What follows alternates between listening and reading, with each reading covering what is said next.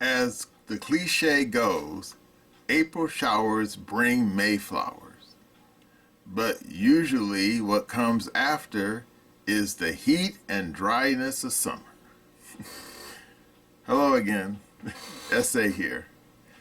And before the hot weather of the holiday shows up, you should indulge in my new short story, The White Cat, a free exclusive on Substack. The links are down below in description. Join Margot Thompson, a beautiful stage actress and recent widow who finds salvation in the form of a white cat during a night of terror. While checking out my oddball thriller, remember that my Glitch series is still available at Amazon and Barnes & Noble. The links are down below in the description. While you'll find my peculiar story about a white pussy entertaining, that doesn't mean I'm out of ideas. I still have more stories coming down the pike, so as long as I don't run into any mishaps,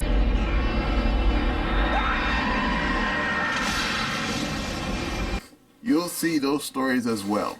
Now let's get back to the video.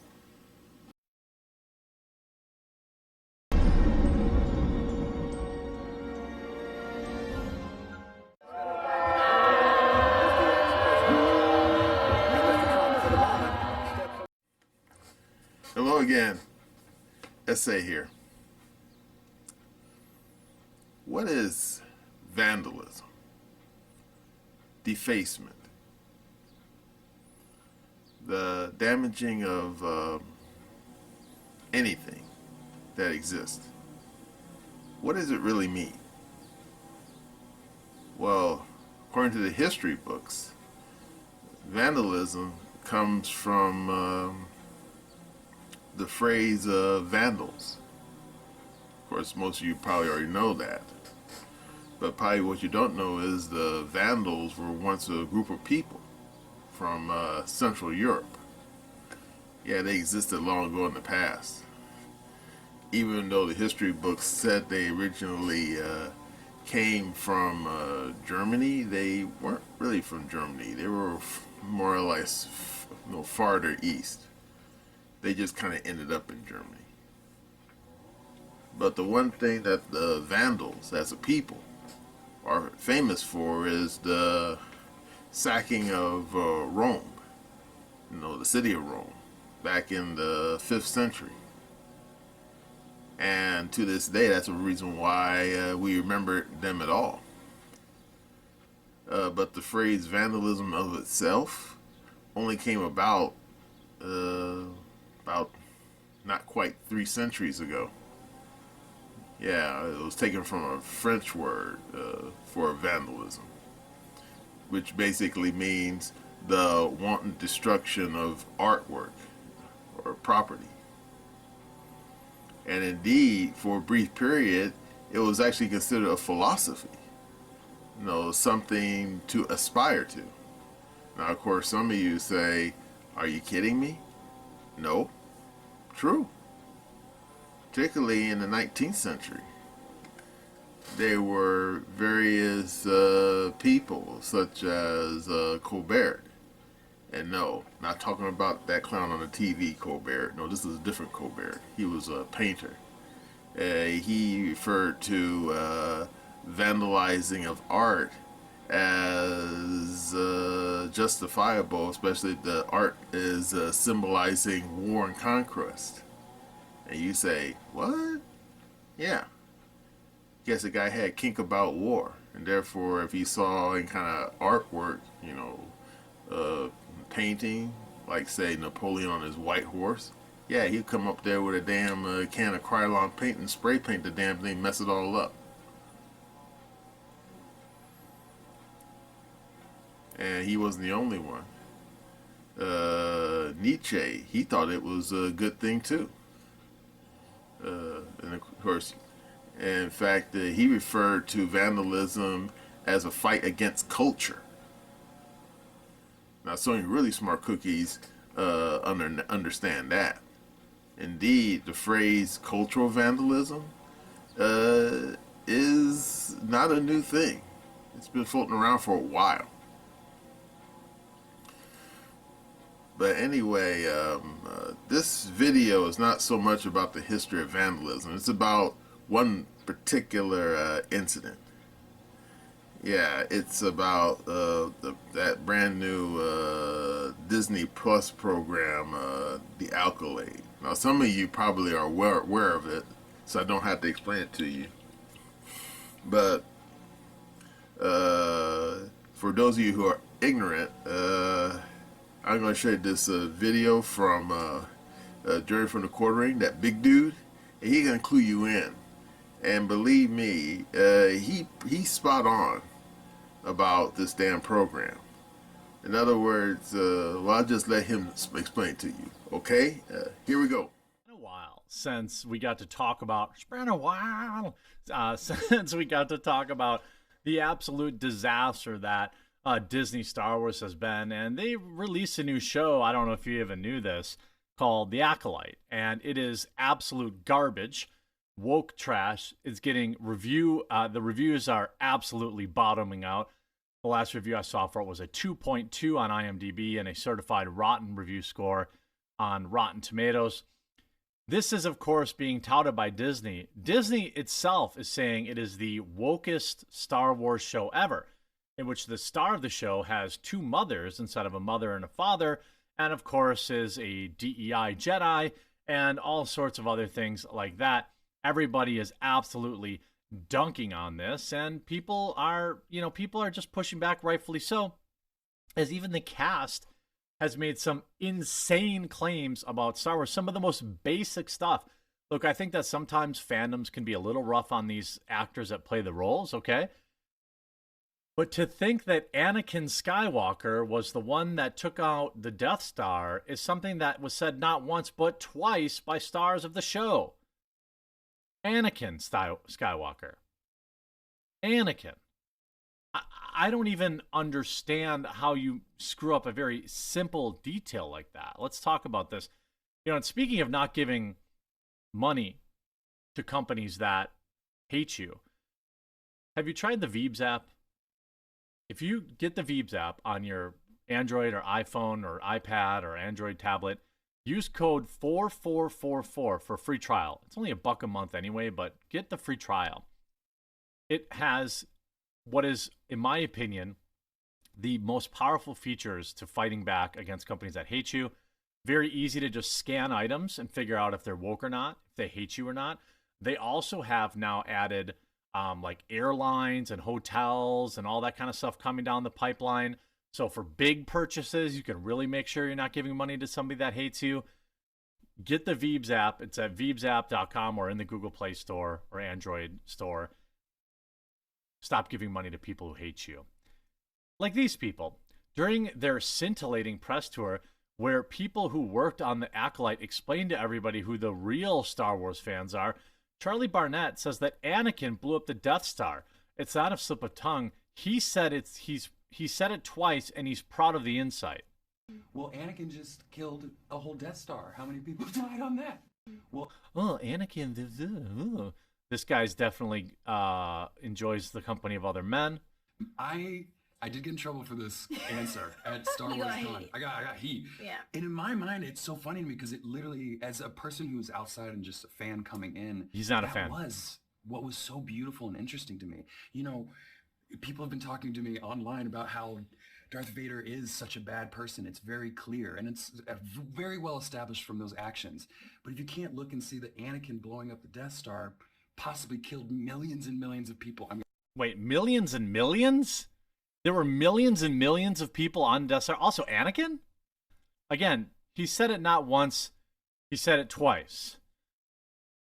And everybody's obvious. I mean, this is a basic day one knowledge of Star Wars.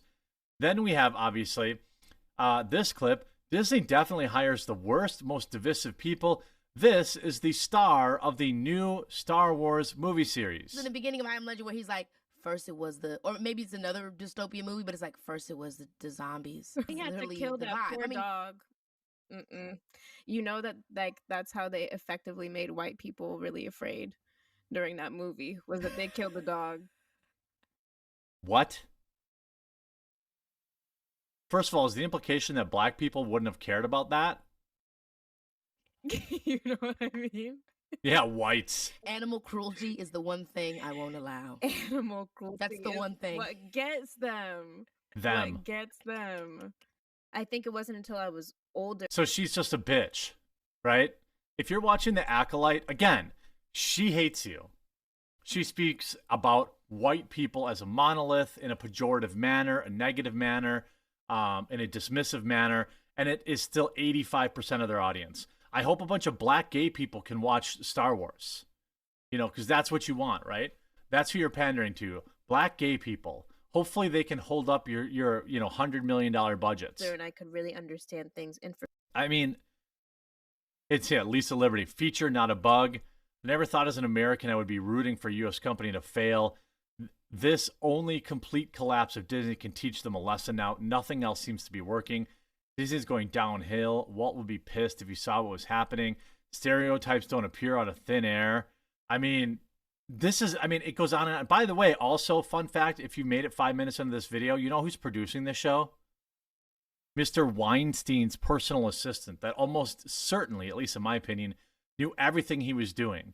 It's my opinion that this woman probably handpicked all the women that went into that office and were taken advantage by him. You know, the guy that's serving, I don't know, a 100-year prison sentence right now? Here's Lib's TikTok. The new Star Wars series, The Acolyte, is, quote, the gayest Star Wars yet, according to the producer and cast. Does this make you want to watch it more or less? I want to ask you both because this is, I would say, arguably the gayest Star Wars, I think, by a considerable margin. And are you excited about that? Are you bracing yourself? Star Wars. Not the It's pretty gay, let's be honest. Yes, it is gay. Star Wars is gay. I mean, there you go. I mean, do you want to watch it? Are you paying attention yet? This is a feature, not a bug. This is what they want. They want to take everything that you loved as a child and they want to make it a freak show for propaganda. They want to make it a vehicle to spread propaganda. I mean, that is quite literally what these individuals want to do. Leslie, how do you feel? Am I gay? Yes. Well, no, I know you are gay. Of course she's gay. That's a part of getting ahead in Hollywood. But I'm asking, are you excited about putting this, this is going to be a talking point? No, it isn't. Again, another colossal goofball thing to say. No, sorry, Star Wars fans don't give a crap about this. They don't care. Weirdo groomers care. Weirdo, weirdo gender ideologues care about this. I don't care about this. In fact, excuse me, it's a perfect anti-advertisement. I mean, that's what it is. That's what it is. It's a perfect anti-advertisement. I'm not watching The Acolyte. Anytime I see the show, anytime I see it, I'm going to say the star of that show hates white people, and they're worried about it being the gayest Star Wars ever. Is it a talking point? I'm sure some. Because nerds are gay. Well, Yeah. some nerds are very not gay and are very threatened by gay. Threatened? No.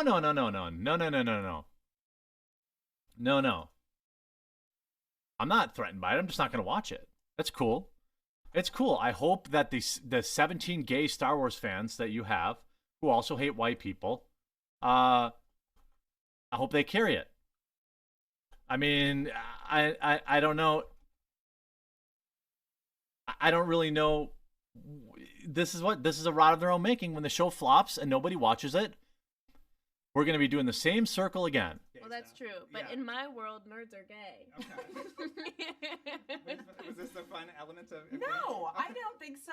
And yet people have told me that it's the gayest Star Wars, and I frankly You're offended? into it. No. Oh my God! You're so catty. Oh, you're just so witty and so smart. Oh my God, this is totally Slay Queen.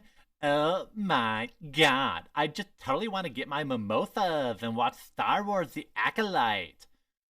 How's it getting reviewed? Well, it has a 45% audience score. I don't care about the critic score because critics are they're the ones saying, oh, black female lead, 10 out of 10. Not going to bother looking into it, 10 out of 10. Black female lead with 2 mothers, 10 out of 10. Is it any good for Star Wars? No. The Acolyte new Star Wars summary. 1, the main character has 2 mothers. 2, all the main Jedi characters are black, Asian, 0 white men. In the first episode, the only speaking role for a white character was for prisoners. In episode 3, they plan to throw away all Star Wars canon and start using pronouns. One reviewer who has seen the episode said it will destroy all the remaining affection the fans had for Star Wars. Was there any? Did you have any hope for Star Wars? Did you think that Star Wars was going to just suddenly turn it around and not be horrible and not hate the fans? I mean, let's look at the audience scores. All audience. Can I even read it? Are you gonna let me read it? By the way, top critics only gave it a 71. All the critics are the ones that are like, "Ooh, I want access journalism. I'm never gonna say anything bad." They don't even let me review. They don't even let me see this audience scores anymore. That's weird. That's very weird. Why can't I see the reviews? Maybe I can't figure it out because I'm a dum-dum. You know, you see some of these reviews. Rolling Stone deleted this review briefly. The Acolyte, this Star Wars prequel series, isn't a force to be reckoned with. Even a veteran Jedi Master would lose patience with the latest Disney Plus addition to canon, which focuses on a pair of twins, revenge, and ZZZZZZZZZ. The Jedi barely appear in the original Star Wars trilogy. Obi-Wan and Yoda, both hermits, hiding from their own failures in distant corners of the galaxy, and both die after teaching Luke Skywalker a bit about the Force. Luke himself never technically completes his training, though he gets close enough to be considered a Jedi Master in later films. So the Jedi exist more as an exciting symbol in those early films, as well as a mystery. How could a group of people so wise and powerful have just ceased to exist? Well, I mean, nobody wants to watch this crap. Nobody wants to watch your diversity, DEI, Star Wars crap. And again, is it the presence of a diverse cast? No, it's just crap writing that people are more obsessed with the gayness and who characters are sleeping with than writing a good movie. Enjoy. Okay, you saw that, right? Yeah. Apparently, on surface, that damn TV show is nothing more, some more Kathleen Kennedy crap fest. But if you listen to the damn woman who's actually in the program, she doesn't hold back. She says that the whole point of the program is to basically make white people cry. Really, dude? I mean, doesn't this woman know anything?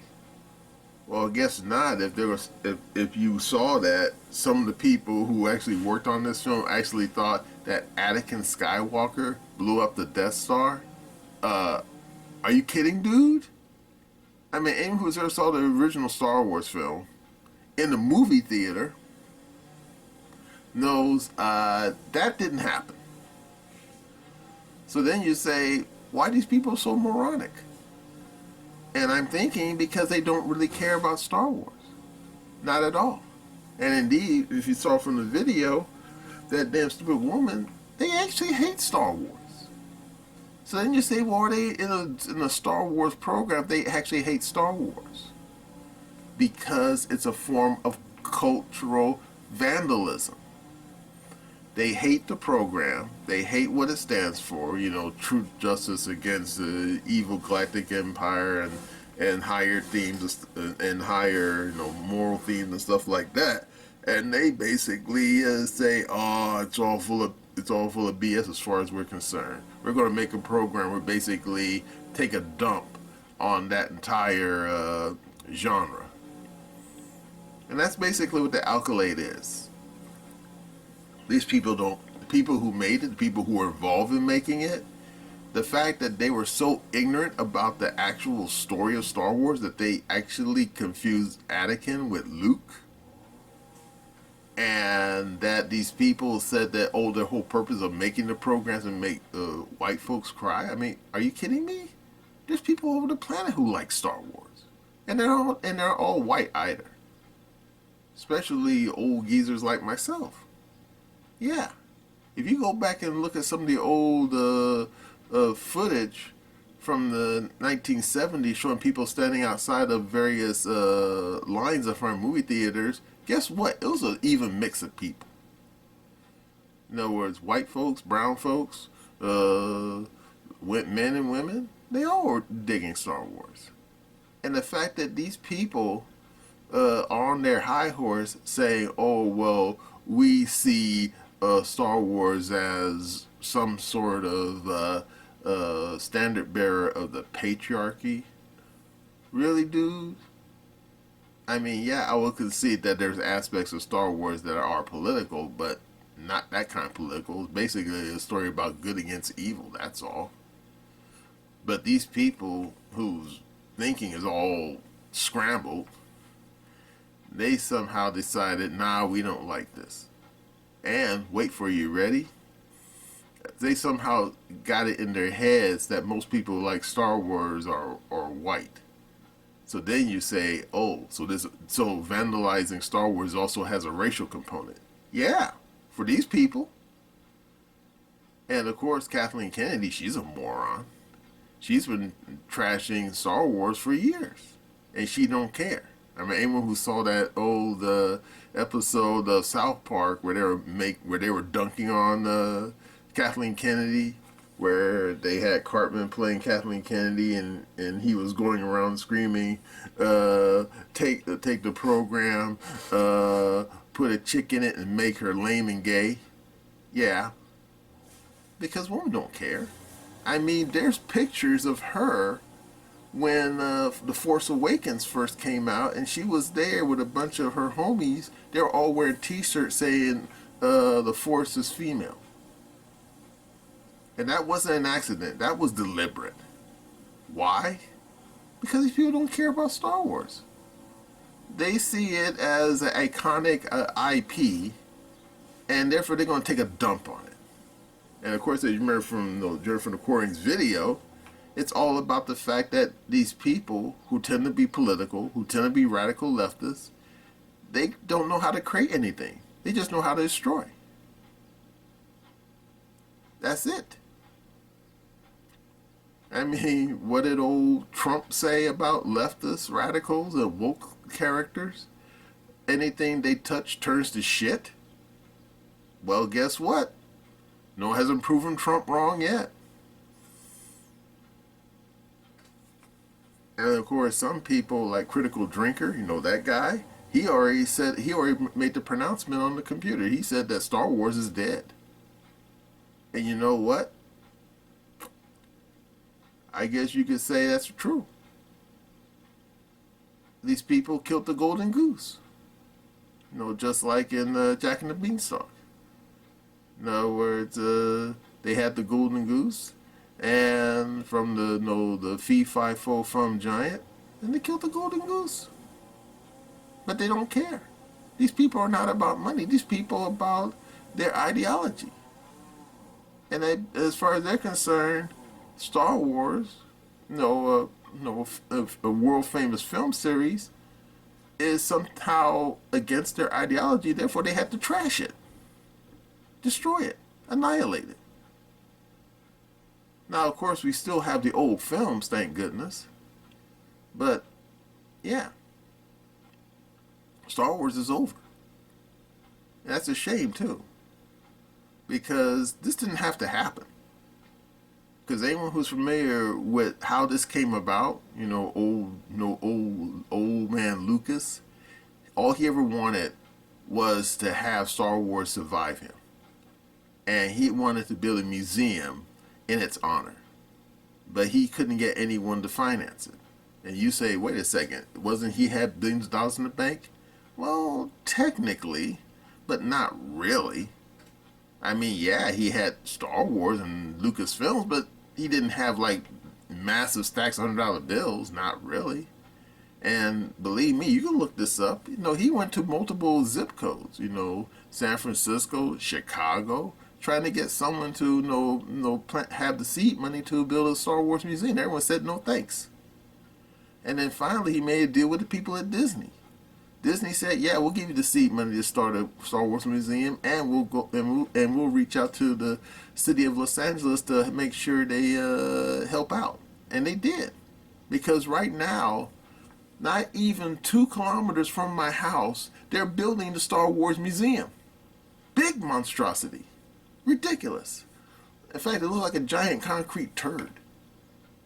No, and that's not vitriol. I mean, that's what it looks like. I mean, if you go out there right now to the construction site, you'll see all these wavy, pieces of concrete all kind of piled on top of each other. And it looks like a weird kind of old Ruth Goldberg contraption, but it looks like a pile of shit. It looks like a giant concrete pile of shit. But hey, Lucas got his museum, right? So I guess it's all good. So when he finally dies, at least the museum will still be there. But guess what? The museum that is there for, all things Star Wars, the actual IP is gone. It's just gone. So now what happens? I guess someone's going to have to do what he did. Because some of you smart cookies who know all things Star Wars knows how Star Wars came about. Because, old Lucas, back when he was a much younger man, he reached out to, the people who owned Flash Gordon. I think De Laurentiis. And he wanted to do a remake of Flash Gordon. But De Laurentiis said no. So Lucas, along with, Gary Kranz, his co-pilot, said, let's just make our own Flash Gordon. And they did. They sat down, they wrote the screenplays, and they reached out to 20th Century Fox, and they gave them the seed money, and the film was a success. So I guess if future people, if they want a new Star Wars, or I should say a new sci-fi fantasy, I guess you're going to have to do it yourself, just like Lucas did. Because these people who control Star Wars now, they don't care. They just want it gone. They want it destroyed. And I guess if we're going to have entertainment, we just got to make it ourselves. Something new, something worthwhile, something that's good. That's important. It has to be good. In fact, give you a little hint out there, boys and girls. I'm working on something. I don't want to say more than that, but let's just say this. Hopefully, what I'm working on right now, a new book series, it will last the test of time. And hopefully, if it's successful, it won't end up all dumb and stupid like Star Wars has become. Just saying. Well, I guess that's all I have to say for Star Wars.